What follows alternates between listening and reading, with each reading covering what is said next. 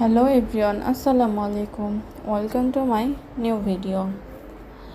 গরমের ক্লান্তি প্রাণটা যেন একটু স্বস্তি পেল আজকের এক পশলা বৃষ্টিতে। ঝলসে যাওয়া শহরের বুক জুড়ে নেমে এলো শান্তির ছোঁয়া। ধোয়া ধোয়া মেঘ আর ঠান্ডা বাতাস, এ যেন প্রকৃতির নিজ হাতে লেখা কবিতা। আমার বারান্দার পাশে ছোট্ট একটা আম গাছ আছে। আজকের বৃষ্টিতে দেখি পাকা পাকা আমগুলো নিচে পড়ে গেছে।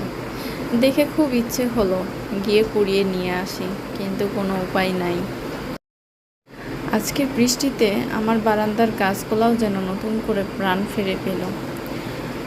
তারাও কি সতেজ আর সুন্দর দেখাচ্ছিল, দেখে খুব ভালোই লাগলো। গাছগুলো যেন সৌন্দর্যে ফুটে উঠছিল। ধন্যবাদ বৃষ্টি, তোমার জন্যই আজকের বিকেলটা এত সুন্দর।